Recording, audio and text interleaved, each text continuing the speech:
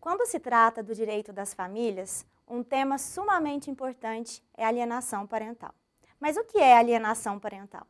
Alienação parental é um conjunto de atos e condutas desempenhados por um adulto que vão influenciar negativamente a relação dos pais com os filhos, sejam eles crianças ou adolescentes. Geralmente, esse alienador é o guardião dessa criança ou desse adolescente. Então pode ser, sim, e é mais comum que seja, os genitores. Porém, pode acontecer também, por exemplo, de ser um avô, avó ou os tios que porventura venham a conviver com essa criança. O fato é que esse guardião vai utilizar do seu poder de influência sobre essa criança ou adolescente para manipulá-lo. Normalmente, essa situação ocorre em casos de divórcio, separação de fato ou fim de união estável. O que acontece é que o casal não consegue compreender que a relação de afeto existente entre filhos e pais é diferente daquela relação amorosa que porventura um dia tenham estabelecido juntos. Essa prática pode ocorrer de forma intencional ou não.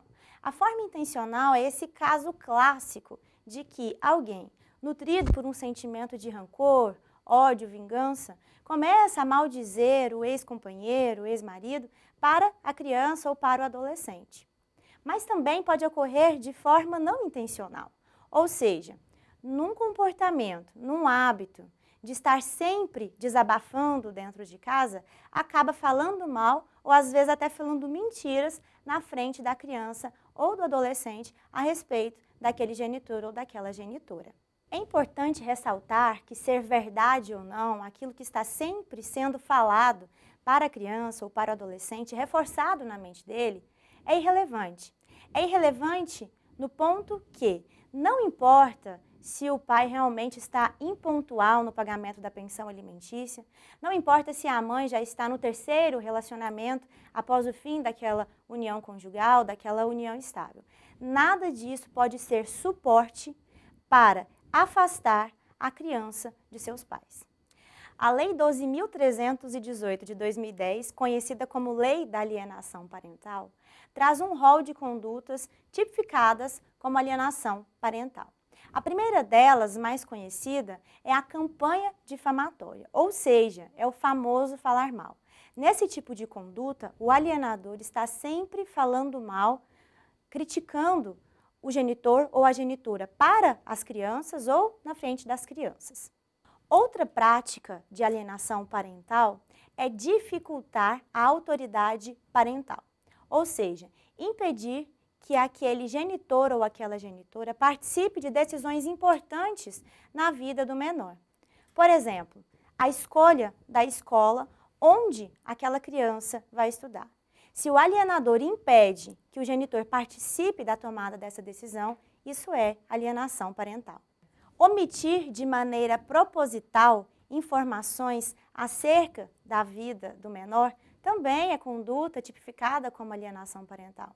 Ou seja, se o menor adoece e o genitor não informa a outro genitor sobre essa situação, isso é uma conduta que pode prejudicar essa relação entre os pais e os filhos. Além disso, pode ocorrer a criação de empecilhos para afastar a convivência da criança com os seus genitores.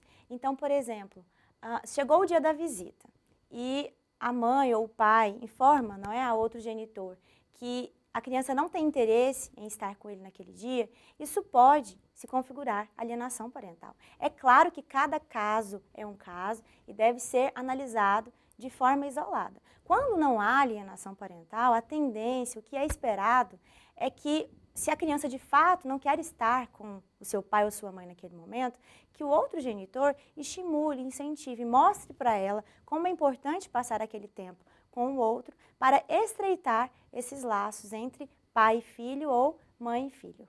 Uma outra possibilidade que a Lei da Alienação Parental prevê como conduta apta a configurar a alienação parental é apresentar falsa denúncia contra o genitor ou genitora ou contra pessoa integrante da família desse genitor ou genitora, num simples desejo de afastar a convivência dessa criança ou desse adolescente com esse núcleo familiar.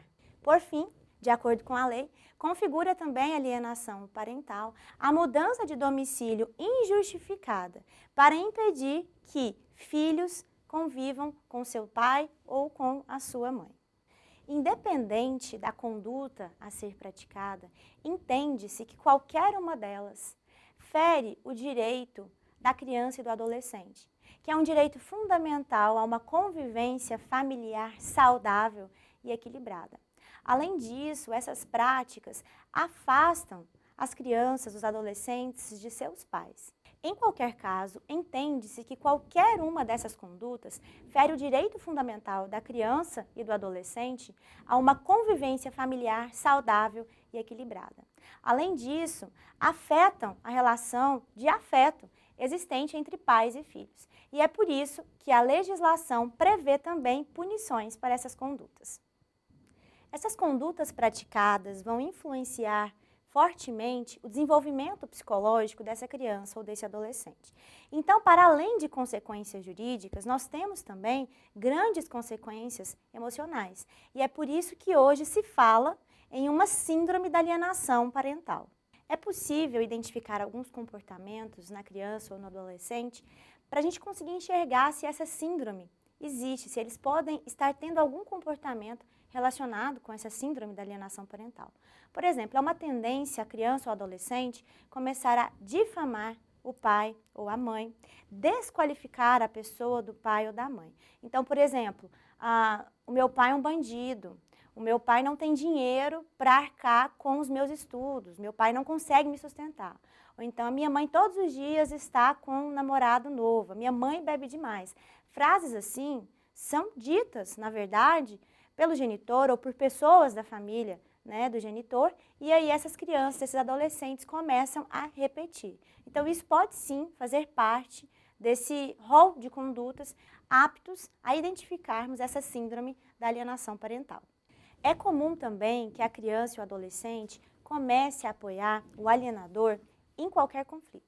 Então, se um genitor quer que eu estude em determinada escola, o meu outro genitor quer que eu estude em outra, eu vou escolher essa justamente porque esse aqui sabe o que é melhor para mim. Isso também pode ser uma conduta relacionada com a síndrome da alienação parental. Por fim, essa criança, esse adolescente, começa a agir de forma estranha. Então, se é dia de visita na casa de determinado genitor, essa criança só quer ficar dentro do quarto, não quer conversar, não quer compartilhar nada da sua vida, discorda de tudo que esse genitor fala. Então, também é um alerta para que a gente consiga perceber se isso faz parte dessa síndrome da alienação parental. É claro que cada caso tem sua particularidade, sua gravidade, e é claro que a intenção do legislador ao criar a lei foi a de proteger a criança e o adolescente. Mas hoje tem se falado nas consequências danosas da aplicação da lei da alienação parental, inclusive pelo próprio Ministério Público. Dentre essas várias consequências danosas, uma que tem chamado a atenção recentemente são aqueles casos em que envolvem a mãe, tida como alienadora, após não ter conseguido provar uma possível situação de abuso que o filho tenha sofrido pelo pai. Outra situação também que tem chamado bastante atenção é que, às vezes, a mulher se separa, põe fim à união conjugal, a uma união estável, mas ainda assim continua sofrendo situações de risco, continua sofrendo violências, sejam elas físicas ou psicológicas, pelo ex-marido, pelo ex-companheiro. Nesse caso, ela deixa de denunciar esse tipo de situação, essas violências, porque o ex-marido, o ex-companheiro, ameaça tirar a guarda da criança. Então, a mulher, temendo pela cisão do seu relacionamento, da sua convivência com a criança, deixa então de apresentar essa denúncia. A ideia aqui não é criar uma objeção à aplicação da lei. Na verdade, é trazer um ponto de reflexão, demonstrando que cada caso tem a sua particularidade. É preciso ter em mente que há uma solução para o que se convencionou chamar de alienação parental, que é o convívio familiar equilibrado e saudável entre pais e filhos. Mas como nós sabemos que nem sempre isso é possível, então nós necessitamos dos esforços da legislação e também do Poder Judiciário atuando conjuntamente nesses processos. Então, recentemente nós tivemos a alteração da lei da alienação parental, que foi resultado de esforços para preencher eventuais lacunas existentes na legislação.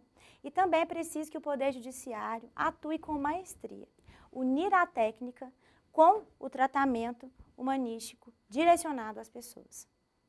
Por fim, cabe a toda a família, e por que não dizer a toda a sociedade, atuar conjuntamente nesse tipo de situação, apoiar os envolvidos, orientar, aconselhar tanto as crianças quanto os pais envolvidos nessas situações. Lembrando sempre que o que está sendo envolvido aqui é, na verdade, o bem-estar e a formação emocional, psicológica dessas crianças e desses adolescentes.